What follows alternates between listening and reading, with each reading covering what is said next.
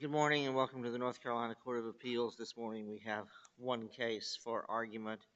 With me today is Judge Gore on my right, Judge Murray on my left. We are certainly appreciative of the court personnel who are here today. Thank you for your service. And Derkits versus Pitt County, and we'll hear from the appellant.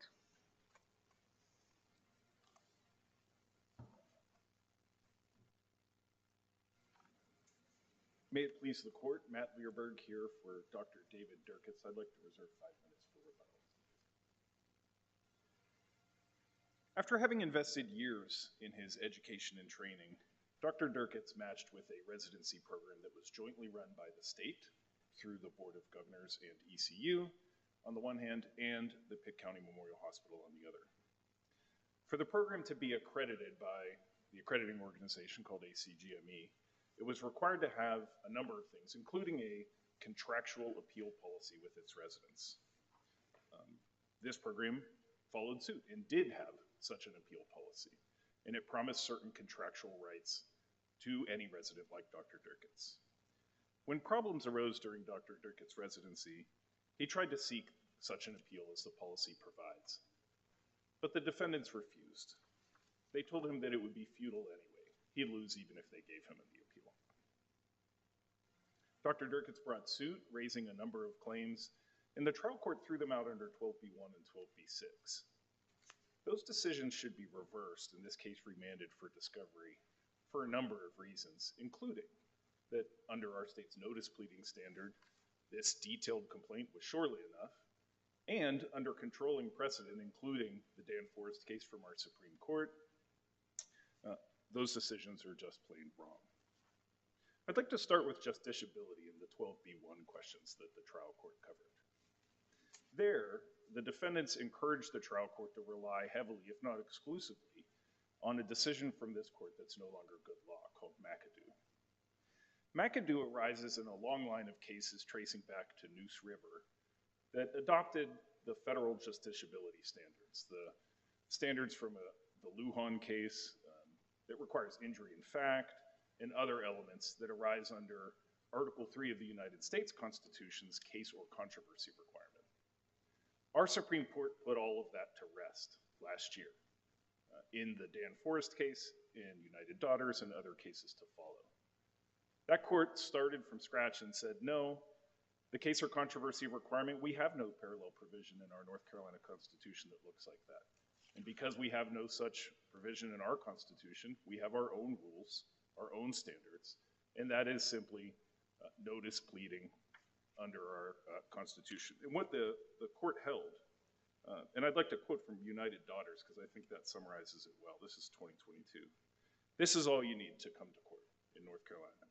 When a person alleges the infringement of a legal right directly under a cause of action act, common law, a statute, or the North Carolina Constitution, the legal injury itself gives rise to standing. Counsel, what do you state is, and I'm really brief, just to confirm, what is your stance on our review, our standard of review in this case? Sure, Judge. It's de novo. So whether it's under 12b1 or 12b6, this court can start from scratch and reanalyze these questions of justiciability because they're legal questions. And the legal question is, did this complaint state a claim? That's the 12b6 standard. And then under 12b1, does this court have subject matter? And the kind of sub-issues under that are mootness and standing. Of course, standing does require a plaintiff to be able to show that they're the right plaintiff to be here. That's what the quote from United Daughters addresses. Mootness is another place where our courts differ from federal courts. Federal courts have analyzed mootness as, sometimes they call it standing in time or standing in a time frame. In other words, if you had standing at the beginning of the case, but you lose standing halfway through, then the case becomes moot. Our court's different. We don't have, because we don't have a case or controversy requirement, mootness is not a jurisdictional question here. That's the In Re Peoples case from our Supreme Court. It's just a discretionary aspect that a court can look at to see, is there absolutely no relief that a court can give? Here, there absolutely is relief that a court could give. If this court were to order a remand and Dr. Derkits were to win before a jury, they could award him damages. They could award him his appeal rights, the specific performance that he asked for in the complaint. So what would that look like if there was a problem with the appellate process as part of the memorandums of understanding that were entered into, tell me how that remedy works. Well, it wouldn't be perfect, right? Because the remedy asks for an appeal within 10 days. So that's impossible. But That sounds like mootness. on the 10 days, there's no way to undo that. But Dr. Derkits could absolutely have his appeal. The defendants could constitute the body that the appeal requires them to. It's very specific. The appeal policy, just for the court's reference, it's at page 831 and 832 in the record. And it lays out exactly who has to be there, exactly the timing. It says it's going to be a full hearing. Essentially, it looks like a mini trial, like an evidentiary hearing. That was what he was promised. He wasn't given it. A court could still award that. A court could say, he had a contractual promise, go back and give him that. That's similar to what Ryan 1 did in this court's Ryan 1 case back from the late 90s, the unpublished Hoagland case. These are questions where a doctor is saying, I have specific contractual rights, they were violated, and those can still be met in the same way that any breach of contract can be remedied, either through damages or through specific performance. So this kind of educational overlay or medical profession overlay on this case really shouldn't change the basic legal principles that govern. On the breach of contract claim, it's a breach of contract case, and it has breach of contract remedies. One of the other issues that the defendants raised and encouraged the trial court to go astray on was to follow the McAdoo justiciability analysis on damages. That too has no place in our jurisprudence. Now, for sure, at trial, a party has to prove their damages. At summary judgment, they have to have a reasonable forecast of the evidence that they're going to be able to prevail on damages. But on the pleadings in North Carolina, all a plaintiff has to do is allege damages. And we give a specific example in our brief. First, nominal damages for contracts are always available, so that kind of moots that question right out of the gate. And also, because Dr. Derkits wasn't promoted timely, he lost a specific amount of salary for 1 year. Now, I'm not saying that's the only damages that he's claiming, but that's enough to get past Rule 12. No plaintiff is required to come with expert testimony or documents or economic analyses at the Rule 12 stage. That's just not our law. I want to turn to the question of whether the state defendants are properly here. And the answer is that they are. Are they properly here for all of those claims, though? No, there's only specific claims that are lodged against them, and it's Claim 7 and Claim 8, Your Honor. Well, I'm specifically wanting to talk about Claim 8. It seems to be a constitutional claim, but you also claim that you've got the same remedies, do you not, under your other claim? And so, how do you have a constitutional claim under the quorum doctrine if you already have a remedy? How do you have a quorum? How do you have a claim under the quorum doctrine for constitutional violations? Your Honor is exactly right. After a trial, if a party, say, were to prevail on a common law claim, for example here, Claim 7 is a breach of contract third-party beneficiary claim. If after trial Dr. Derkits prevails, then, and that's deemed to be an adequate state remedy, then you're right, Your Honor, that does slam the door on constitutional remedies against those same parties. But what this court and our Supreme Court have held is you can't decide that at Rule 12. And actually, this case is the perfect example why. Clearly, Dr. Derkits didn't have an adequate state remedy because his whole complaint was thrown out. So it's a little bit of circular logic to say, Claim 7 could have been an adequate state remedy had it not been dismissed. Instead, the standard is this. When a state actor raises sovereign immunity as a defense to a common law claim, they can't then turn around and double dip and say, no, we're sovereignly immune from that claim, and we're counting that claim as the adequate state remedy at the same time. That's just internally inconsistent, and our courts don't allow it. So in other words, Your Honor, your point is exactly correct. It's just not time yet.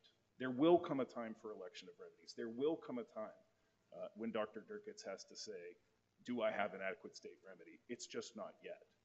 And our Supreme Court in Kinsley analyzed that as well. I mean, the question of sovereign immunity, it's not a separate hurdle that a plaintiff has to get over. If a plaintiff alleges the quorum elements, as kind of developed through Dominski and Kinsley, as to a constitutional claim, then that claim survives. Kinsley, the thesis of Kinsley, is that courts shouldn't be throwing these out on Rule 12. These should go through to discovery. Constitutional claims should survive, and the question of whether there's an adequate state remedy lives to see another day.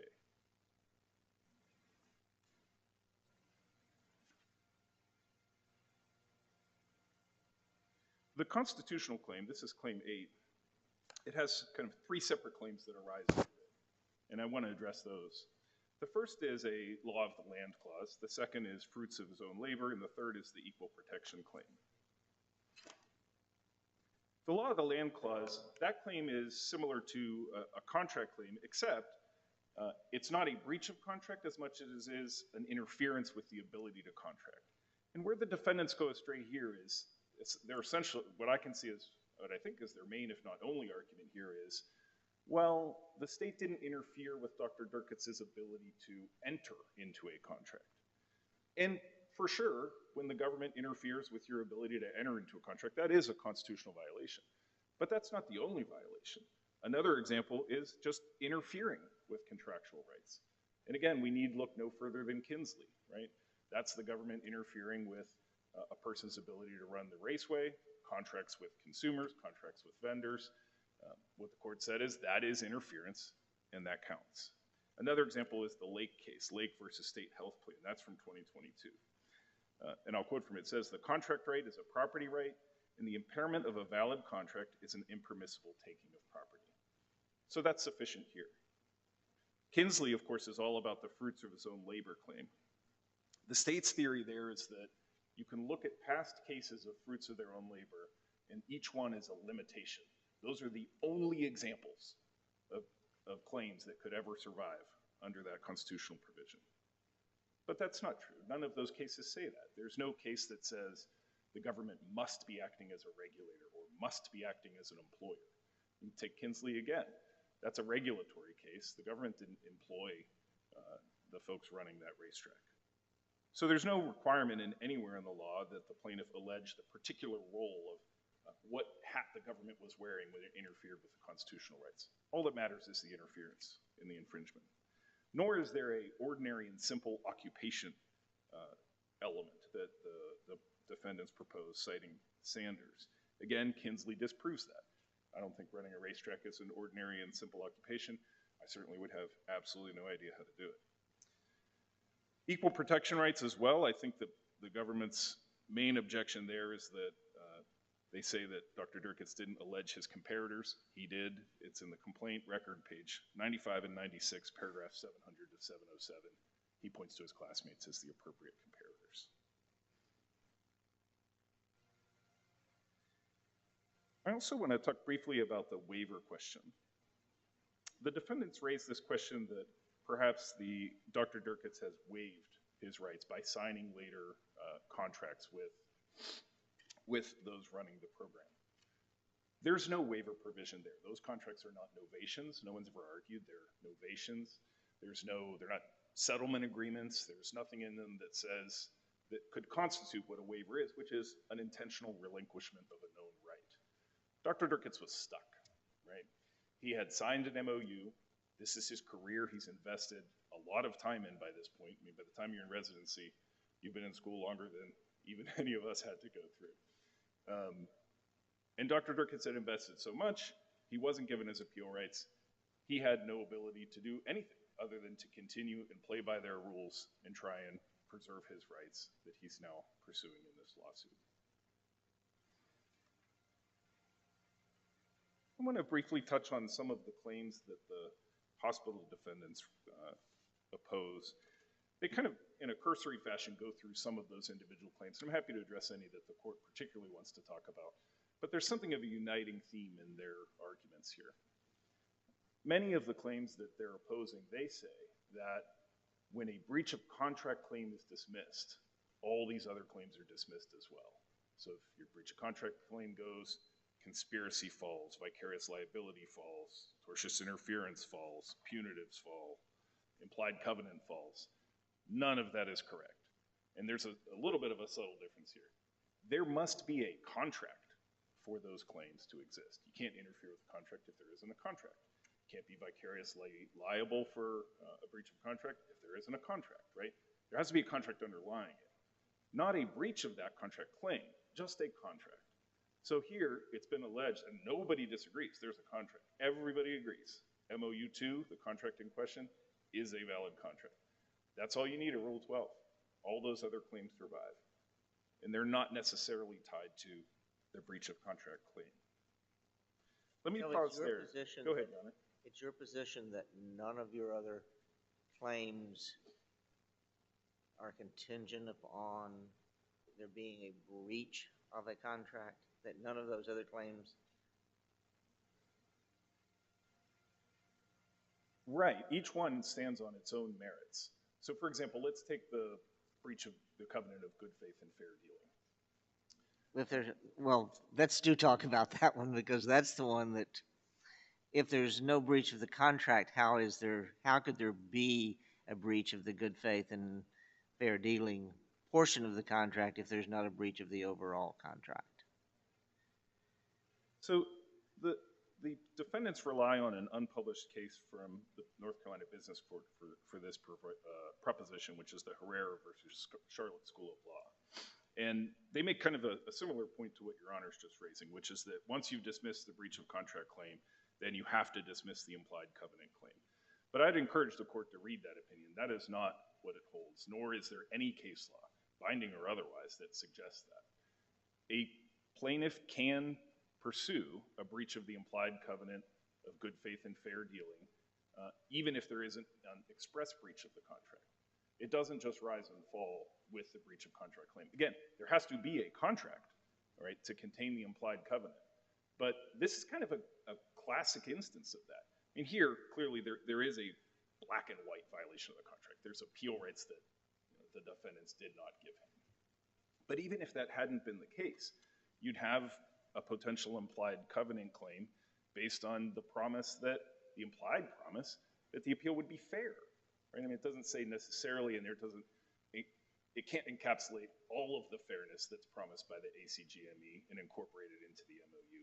So a jury could find, well, we find a violation of these particular express provisions or not, but also zooming out, clearly this contract required the defendants to act in good faith in a way that they did not. And all you need for that, you don't even need this at Rule 12, but the key is when Dr. Garrison takes Dr. Derkits aside and says, it doesn't matter if you have your appeal, you're gonna lose anyway. I mean, that's all you need to know about good faith.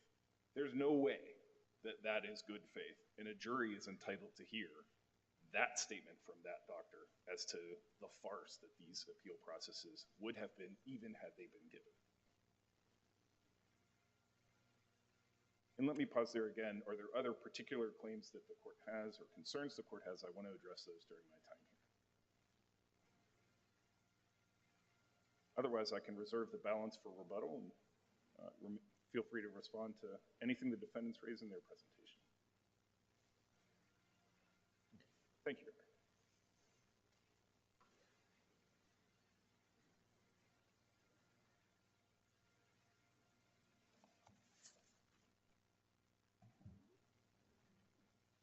Not quite as tall as Mr. Learberg. May it please the court.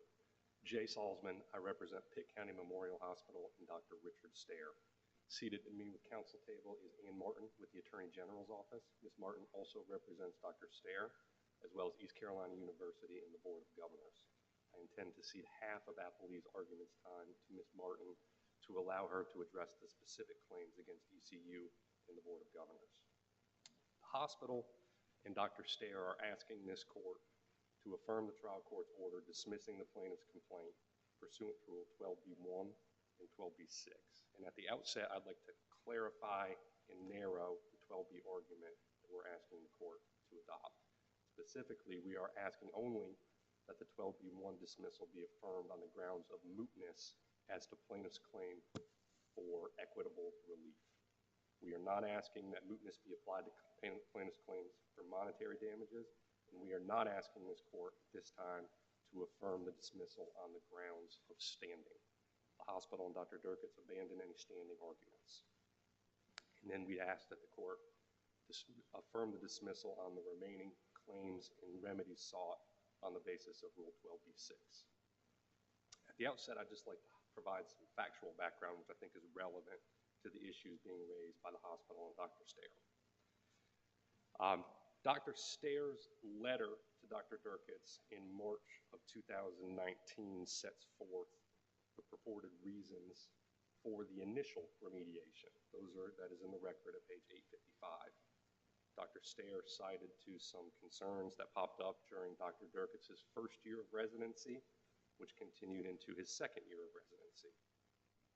He noted concerns regarding the pace and consistency of improvement in several aspects of clinical care, and also cited to deficiencies from Dr. Derkits' formal evaluation. Based on that, Dr. Stair, as the program director, proposed a period of remediation prior to Dr. Derkits being promoted to the third year of residency. Well, he didn't propose, he imposed a period of mediation. Isn't that more accurate? I think that that's an accurate characterization, yes, Your Honor.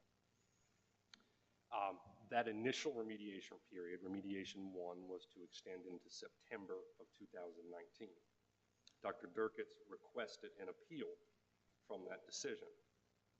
Dr. Garrison, on behalf of the hospital, initially told Dr. Derkits that it was the hospital's position that the remediation with extension, as it's been characterized, was not an action which triggered an appeal under the applicable policy. In other words, the hospital position was the policy wasn't triggered by the remediation with extension. Now, we're not asking the court to decide that issue at the 12B6 stage, but that's the background of why the appeal wasn't initially provided. But ultimately, the hospital acquiesced and provided an appeal to Dr. Derkits before the Clinical Competence Committee, which ultimately reviewed and upheld remediation 1. Now, certainly Dr. Derkits contends and alleges a breach of contract, claiming that that initial appeal was untimely and not before the appropriate appellate body. As we got into the first remediation period, which was memorialized in MOU 3, it was decided that an additional period of remediation was necessary. That is remediation number 2 for approximately an additional period of 5 months. Dr. Derkits appealed that decision. That appeal was reviewed and upheld. Importantly, Dr. Derkits does not claim a breach of contract related to that second period of remediation or that second appeal. I think that's critical to the issue of mootness. As they progressed through the second period of remediation, it was again determined that a third remediation was necessary for approximately 4.5 more months. By this point, Dr. Stair had resigned as the program director, and Dr. Bradby was the program director. So we have a different program director who also determined that an additional remediation period was necessary. So that's remediation 3. Again, Dr. Derkits appealed. Again, that appeal upheld the remediation. And again, Dr. Derkits does not challenge the third remediation or the appeal from third remediation. So all told, we have 3 periods of remediation determined necessary by 2 different program directors, all of which were ultimately reviewed and upheld. Now Dr. Derkits has brought suit for breach of contract, among other claims, against the hospital and Dr. Stair, in which he seeks equitable relief and monetary damages. The equitable relief includes going back and having an appeal of the initial remediation, but he does not request any relief related to the second or third periods of remediation or the appeals that consider those remediations. Moving into the argument of mootness, the essence of the argument on mootness is that, again, this applies only to the equitable relief sought by Dr. Derkits. He wants an appeal of the first remediation.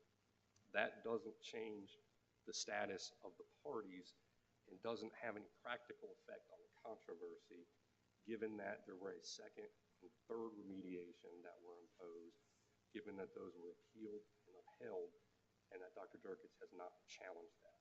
We can't go back, given that we still have those second remediations in place, and change the fact that he graduated from medical school a year later, completed his residency a year later than he would have desired.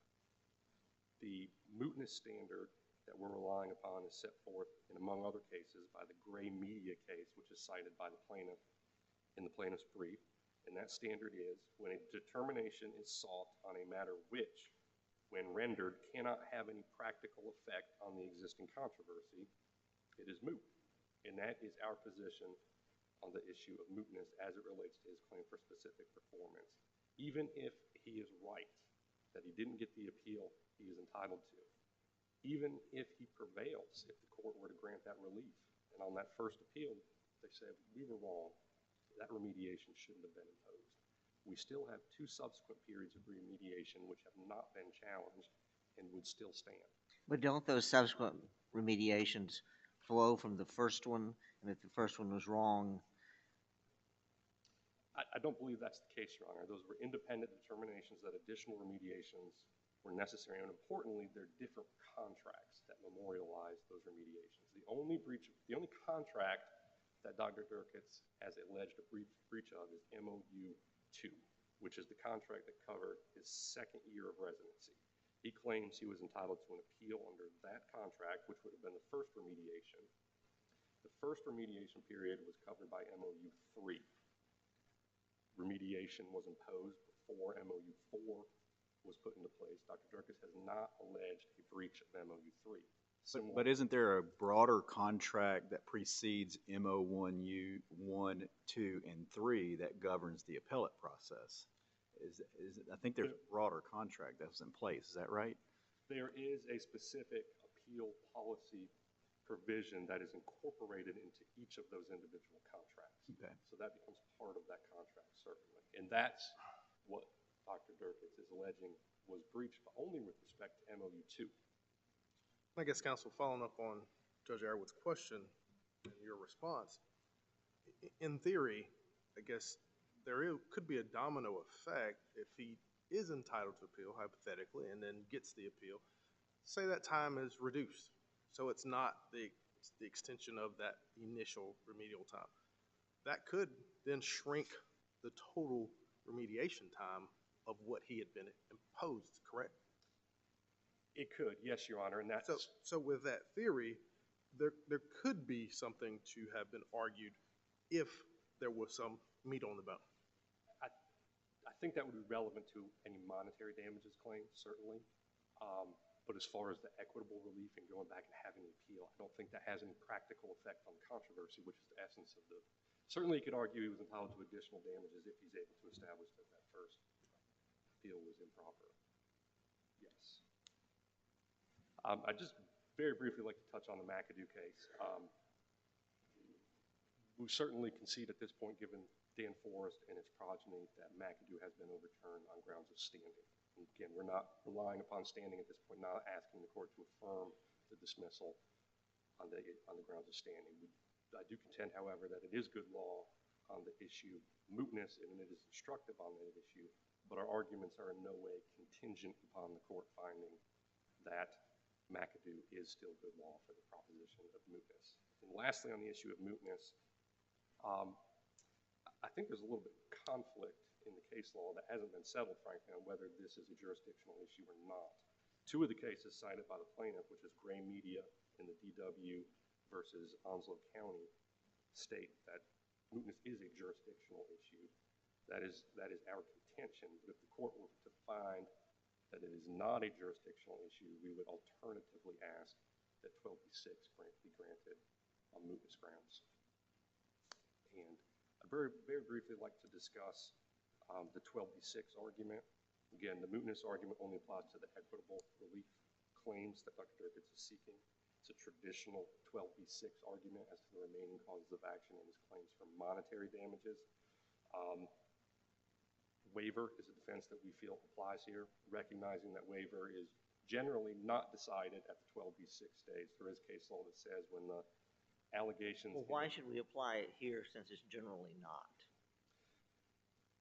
Because it's particularly appropriate in light of the anticipatory repudiation claim. He's saying the hospital told me that I'm not going to be successful on my appeal, yet you continue to execute under the contract. And the more direct answer to Your Honor's question is because the allegations in the complaint, as well as the voluminous exhibits to the complaint, show that it is appropriate and it applies here. The case law does establish if the allegations in the complaint, which of course would include the documents incorporated into it, show that waiver is appropriate, it can be decided at the 12B6 stage.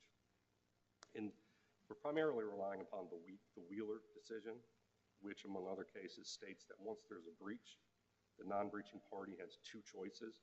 You can either terminate the contract and sue, or you can accept the allegedly defective performance, which constitutes a waiver of the breach. And in this situation, Dr. Derkits chose the latter. He elected to continue with the contract. He accepted the benefits of his education and the payment he received for that services that he provided to the hospital. As to the anticipatory breach of contract claim, I think this is actually just a breach of contract claim as opposed to an anticipatory breach, because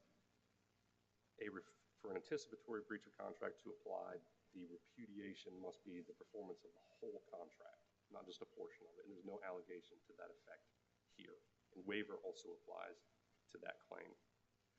The tortious interference with contract claim against Dr. Stair is really just a breach of contract claim repackaged as a tort claim. And I think that's apparent when you consider the plaintiff is alleging that the hospital is vicariously liable for Dr. Stair's alleged tortious interference. So you essentially got the plaintiff contending the hospital's liable for tortiously interfering with its own contract, which doesn't make sense and isn't supported by the law.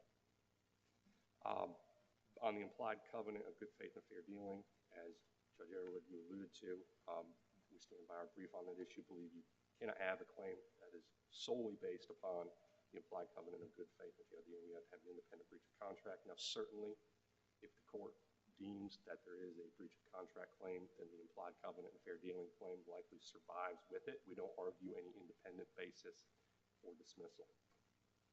So, in conclusion, Your Honors, defendant Pitt County Memorial Hospital and Richard Stair respectfully request that this court affirm the trial court's order dismissing the plaintiff's complaint, first on the grounds of mootness as to plaintiff's claims for equitable relief, secondarily on the grounds of Rule 12b-6 as to plaintiff's remaining causes of action. Thank you.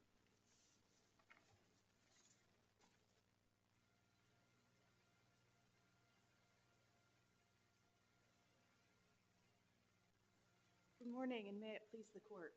As Mr. Salzman indicated, I'm Ann Martin, Assistant Attorney General, and I am here to address the claims against the university defendants, East Carolina University and the University of North Carolina Board of Governors. I'd like to begin with the plaintiff's constitutional claims. Under quorum, plaintiff's constitutional claims may proceed only if he has alleged facts sufficient to show, 1, that a state actor violated his constitutional rights, 2, that his claims are colorable, which the North Carolina Supreme Court defined in Dimensky as plausible or reasonable, and 3, that he has no adequate remedy under state law. Plaintiff has not satisfied any of these criteria. As an initial matter, none of his claims is colorable. To state a due process or law of the land clause claim, plaintiff must allege that a state actor deprived him of a liberty or property interest without adequate process. Plaintiff's due process claim here is not colorable because he has not identified any constitutionally protected liberty or property interest at stake. First, there's no constitutional right to a discretionary promotion, like the promotion from the second to the third year of residency, and it's clear on the face of MOU 2, Section 3, Paragraph 1, which is found on record page 823, that plaintiff's promotion was discretionary. Accordingly, plaintiff had no constitutionally protected right that would have required a hearing under the Constitution. Second, plaintiff has not alleged any facts to support his claim of reputational harm. He's not alleged, for example, that he applied for a job and was denied because he had spent some extra time in residency. And the memorandum in the record that shows... Well, does he have to show that he was denied a job because of this?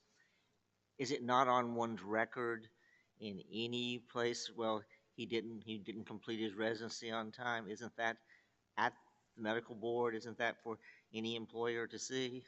It would be on his record, but I would contend that he has to allege facts to show that that actually had some impact on him. And here he has not alleged any facts that would support his bare claim that this affected his career. Or his Well, it did affect his income for at least a year, did it not? It did, temporarily.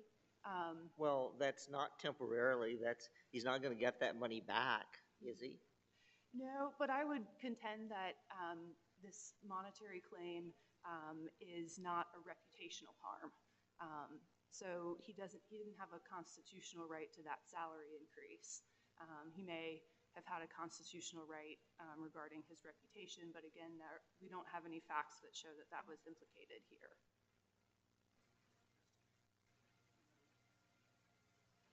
And finally, there's no constitutional right to be free from an ordinary breach of contract. Thus, even if we accept plaintiff's legal conclusion that the hospital breached an MOU, plaintiff still has failed to state a colorable due process claim. Such a claim might sound in contract or in tort, and in fact, he has brought a contract claim if there were facts alleged to support it, but that does not sound in constitutional law. I would note that the contracts clause that plaintiff appears to be referring to is a federal constitutional provision, and so it's irrelevant to the quorum analysis here. Lake, for example, appears to be relying on the federal constitutional contracts clause, and even Now, after... remind me how Lake is relying on the federal constitutional clause, since, as I recall from Lake, it was the former Chief Justice of the North Carolina Supreme Court suing the health system or the retirement system, which is in North Carolina. How is that not a North Carolina claim? How is it a federal claim? Sure. So the crux of Lake was that there had been state legislation that infringed former state employees, state retirees' rights under the state health plan. That's kind of looking at it very broadly. And there is a federal contracts clause that has been deemed to provide that, let me pause here, make sure I get the words right, that a state may not abridge a contract through legislation that has already been entered into. So, yeah, and so, but as far as I can tell, and I did do a keyword search of the North Carolina Constitution, there's no equivalent or coextensive clause in the North Carolina Constitution. Also, my reading of quorum is that quorum claims apply only to state constitutional claims. Further, plaintiff does not allege that his right to enter into contracts was abridged. And again, he offers no legal support for his allegation that the state constitution protects a person from an ordinary breach of contract. Essentially, what we have in this case is an allegation of an ordinary breach of contract, not state legislation that amended previous state legislation that had created a property interest. This is just an ordinary breach of contract claim, and there's no constitutional right. If there were a constitutional right to be free from a breach of contract, we would probably see a lot more constitutional claims before the court, which seems inconsistent with the way those claims have been pursued and construed. So where do the universities come in on this contract claim? There are some allegations about how the universities play into this contract claim beyond the constitutional concerns. Yes, and I would note that the allegations on that front are inconsistent. So plaintiff attempts to bring the university, well, do you mean the third-party beneficiary claim, or do you mean the claims regarding MOU 2? Mainly the MOUs, but I would like to hear your thoughts on the third-party beneficiaries. Sure. So with respect to the MOUs, the only way the university could be drawn in is if Dr. Stair's actions are imputed to the university. The university was not actually a party to any of the MOUs. Plaintiff has not alleged that the university entities were a party to those MOUs. Those MOUs were strictly between plaintiff as the employee and the hospital as the employer. If you'd like, I'd be happy to jump to third-party beneficiaries, or I'm happy to wrap up with constitutional claims. it's up to you, but I kind of want to hear more about your contract, on your position on the contracts in total. I'll be happy to jump to that and then return to plaintiff's constitutional claims. To state a claim as a third-party beneficiary of a contract, a plaintiff must allege, 1, an enforceable contract between 2 other persons, and 2, that the contract was entered into for his direct and not incidental benefit. The benefit to plaintiff must be direct and intentional, and it must also be clear enough to make the plaintiff's reliance on the contract, quote, both reasonable and probable. And that phrase reasonable and probable comes from the restatement second of contracts, comment D, to section 302. Plaintiff is alleging that the affiliation agreement between the university and the hospital conferred a benefit upon him. We would contend that this benefit was merely incidental. This agreement was a governance agreement setting forth a broad framework for collaboration between the university on the one hand and the hospital on the other. Well, on page 311 of the record, which is the affiliation agreement, it talks about that the VCM and the BSOM accept the joint responsibility for developing and administering all residency and other graduate medical education programs accredited by the accreditation conference. And then in, I believe it's page 308, it talks about that they must be maintained consistent with the accreditation standard. And the accreditation standard do require hearings and those things, do they not? That is true. However, the university and the hospital had independent interests in accreditation. The purpose of this broad agreement was to benefit the university and the hospital and to promote efficient use of medical resources. And the university and the hospital do receive benefits from having these accredited programs. They're good for their reputations. Presumably they bring in income, things of that nature. And so these independent benefits to the university and the hospital were really the primary purpose of this agreement. Medical education, which includes residency programs, is mentioned briefly in the agreement, but it's not the purpose or the focus, as would be required to show third-party beneficiary status.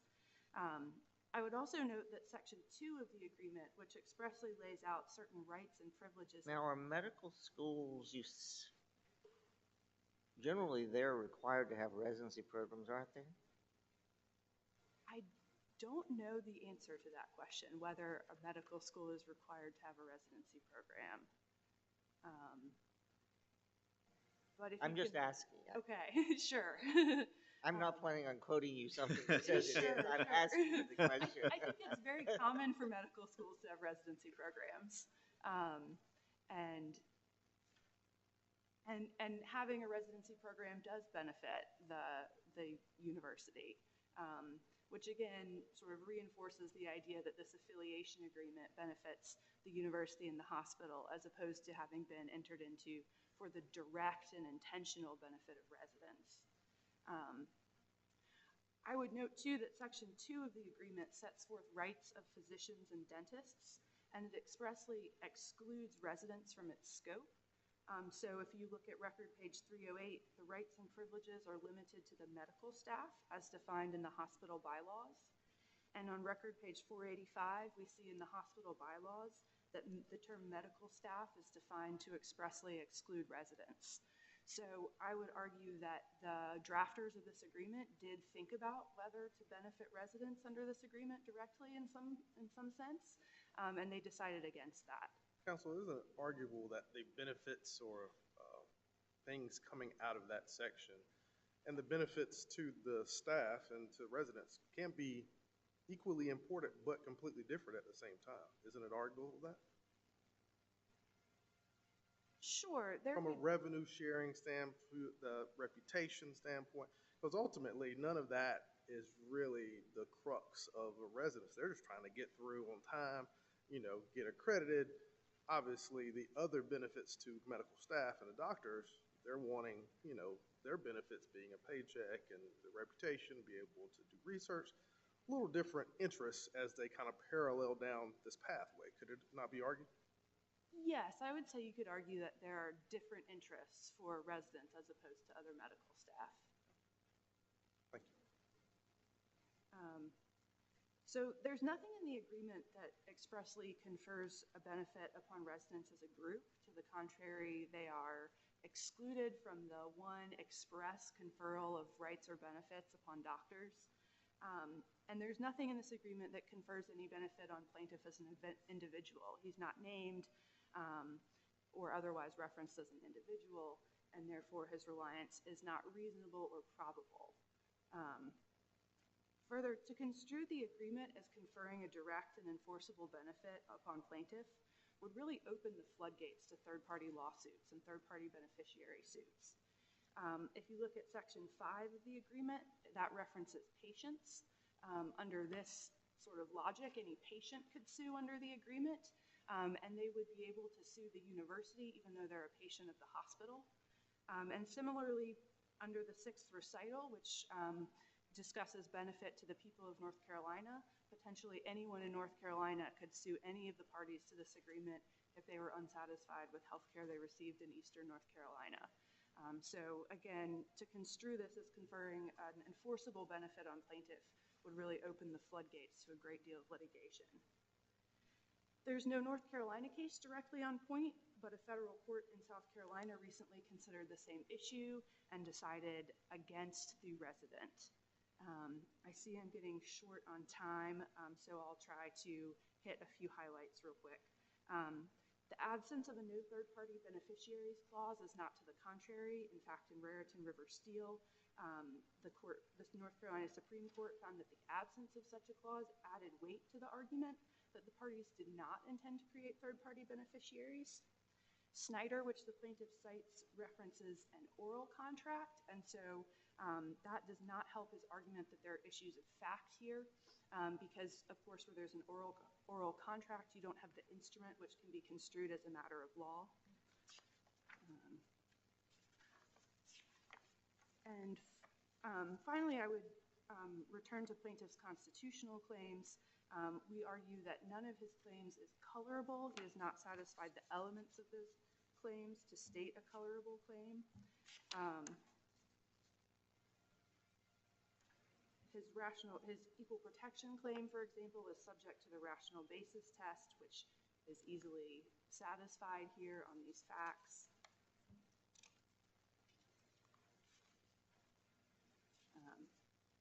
And finally, plaintiff's quorum claims fail because he has other adequate state law remedies. A quorum claim may proceed only where there are no other state law remedies available, and a remedy is adequate to defeat a quorum claim where the plaintiff has the opportunity to enter the courthouse doors and present his claim. Success is not required. The possibility of relief is enough. And here, plaintiff alleges 7 claims in addition to his quorum claims, each of which is based on the same injury and seeks the same types of relief, and his quorum claims therefore fail as a matter of law. I would also note plaintiff's assertions with respect to Dr. Stair's role in the case are contradictory. On the first prong of the quorum analysis, the state action requirement, plaintiff alleges that Dr. Stair is a university employee, but on the third prong, the absence of another state remedy, he claims that Dr. Stair was not acting as a university employee for the purpose of his other claims. So he's claiming that he has no other remedies against the state, when in fact, by the logic he uses under the first prong, his claims against Dr. Stair are remedies against the state. Finally, I would point the court to Taylor, which provides that the adequacy of a remedy depends on the injury and not the party against whom it is brought. Thank you. Thank you.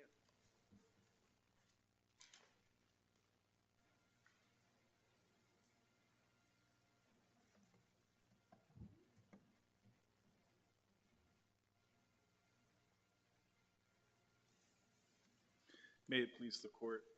I appreciate Mr. Sussman's candor in kind of narrowing the scope of some of the issues that are before the court. As I understood it, the hospital defendants have conceded that the trial court was wrong on standing and on mootness as to everything other than equitable relief. So that 12b1 is essentially out of the case except for that one narrow sliver, as I understand it. Well, I'm not sure they conceded they were wrong. They just conceded they were not following it. Fair enough, fair enough. They concede that they're not challenging it. We'll leave it at that. For McAdoo, It wouldn't make any sense for McAdoo to remain valid precedent as to mootness, showing that mootness is a jurisdictional bar when standing and injury in fact is not a jurisdictional bar, right? If since our North Carolina Supreme Court has thrown out the idea that the federal test for standing controls here, why would the federal test for mootness control here? Only the state test for mootness controls here. And that test is straightforward. It's, is there something a court can do? Is there any relief a court can give? They can. As Judge Arrowood noted, Dr. Derkits had to report this to the medical board. His permanent record reflects what happened. If he were to get his appeal and it were to be performed in good faith and he were to win, that would change everything. That's enough. That would be vindication. Well, And what that about their argument that you haven't challenged the second and third extensions? Right, it's a little bit of a fruit of the poisonous tree, right? As soon as these farcical appeal processes started and he wasn't given the first, yes, the others were given, some of them in partial compliance with the appeal rights, but the die had already been cast. And regardless, that doesn't fix that period of time where he didn't receive those damages. And it doesn't fix the fact that that black mark for that period of time will always apply and be on his medical record. He could be vindicated by that appeal process, and that would erase the entire rest of it. I mean, if he wasn't, if he was vindicated in the MOU2 appeal process, then it would necessarily follow that he was vindicated across the board. And this stigma or disability is enough. He doesn't have to allege at Rule 12, or really ever, here's a specific job I tried to get and didn't get. And that's the Tully case from our North Carolina Supreme Court, recognizing how a stigma or disability can itself foreclose the freedom to take advantage of employment opportunities in the future. Next, there was a focus under 12b-6 on the Wheeler case as deciding, having to do with waiver. And that does partially address this question of the later MOU contracts. It's important to realize, though, that this quote from Wheeler that appears in the brief for the defendants and was kind of alluded to here this afternoon or this morning is missing a piece. The quote from Wheeler, and this is 299 NC 633, it says, yes, there's these waiver principles, but this would not be the case, of course, if the non-breaching party's election, that is to continue with the contract as opposed to repudiating it, was elicited by duress or exigent circumstances. And Dr. Derkits alleged exactly that. On the constitutional claims, counsel says that the question of whether he would be promoted to the next year was discretionary. Maybe, but appeal rights aren't discretionary. I encourage the court to look at record page 832. Those appeal rights, it's all shalls and musts. It's not mays. Those appeal rights are contractual rights that are not discretionary, that the state interfered with. Counsel made reference to the idea that there's no constitutional right arising just from an ordinary breach of contract. But there is a constitutional claim when the state interferes or infringes upon a contract. So this isn't a case where the argument is solely, I had a contract with the government and the government breached it, and therefore I'm trying to constitutionalize a breach of contract. No, this is the state reaching in through Dr. Stair, its employee, ECU's employee, and interfering with the contract. And under Lake, I do encourage the court to look at Lake. Yes, Lake did cover a federal constitutional claim, but then Lake moves on to a new section, the state law of the land clause claim. In addition to their federal contracts claim, the retirees also alleged a law of the land clause claim. And if the court looks at, it's under paragraph 68, this is the case from during the universal citation, so it is just paragraph 68. It says the law of the land clause essentially gives this same contractual right that you would find under the federal contracts clause. And it says, since we already found that the federal claim moves forward, we find that the state claim proceeds forward too. So Lake is both a federal and state constitutional case.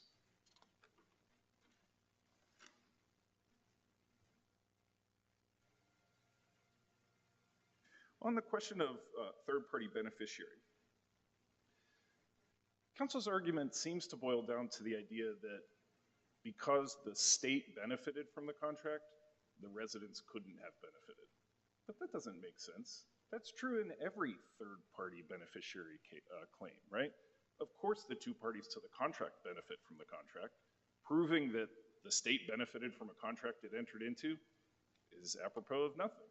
The question is, did the parties intend to confer third-party beneficiary status on anybody else? And the question there turns on the intent of the parties. It's not that hard to include a clause in a contract that says, we hereby expressly disclaim an intent to benefit any third parties. Lots of contracts have that. This one doesn't. So the question of intent, it's, you know, if the parties now say, well, we didn't intend that, they should have had that in the contract. Now, the intent of the parties can be revealed through discovery. We can ask them, we can depose them, and we can find out if, and I think this is a plausible claim, if the residency program created by this joint affiliation was intended to benefit residents. And that's the difference between, you know, the parade of horribles that there's going to be floodgates opening and allowing suits from just any member of the public. This is a residency program. The residency program benefiting residents is a perfectly plausible claim for third-party beneficiary. It doesn't mean that everybody can walk in and say, I benefit from this agreement in some abstract way. Counsel points to federal cases. She highlighted a federal decision called Irani. There's two of them, Irani 1 and 2. These are federal decisions from South Carolina. They're federal, so they're not controlling. They're summary judgment cases, so they have nothing to say here. And they're applying South Carolina third-party beneficiary law, which is different than what we have here in North Carolina. Counsel also cited the Raritan case. That's a summary judgment case too. We're just not there yet. This is Rule 12.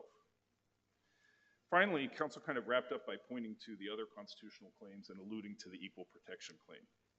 And counsel said that it's easily satisfied by the government. It's rational basis and it's easily satisfied. But I encourage the court to look. Nowhere in any transcript or in any brief from defendants or in the argument today has the government ever attempted to actually allege what this controlling government interest is. And these constitutional claims require the government to say, here's the government interest we're pursuing, here's the means we chose, the means addresses the ends. That articulation has never been made. And unless and until the defendants do that, there's no basis on which to dismiss those claims. Could you address the argument that counsel made that all to get past quorum, that all you have to do is that the courthouse doors have to be open and that you don't have to prevail and that it's not, that you don't get to, I think her argument was, you don't get to choose then, you have to choose up front. Right. And that is squarely foreclosed by a case decided by this court in 2017. It's Braswell versus Medina, 255 NCAP 217, and I'll quote from it. Where a defendant has raised immunity defenses that have not yet been adjudicated, thus creating uncertainty regarding whether a plaintiff will, in fact, have an adequate state remedy, dismissal of the plaintiff's state constitutional claims at the pleading stage is premature. Quote, couldn't be more on point, that controls, and under, of course, in civil penalty, this court's bound by that panel's decision. Rule 12 is not the time to be making that election. If there are no further questions, we ask that this court reverse the orders of the trial court and remand this so that this case can go to discovery. Maybe these claims will all go to a jury, maybe some of them will get kicked at summary judgment, but that's a question that Dr. Derkits is entitled to explore. Thank you, Your Honor. Thank you, counsel, for excellent arguments. Close to work.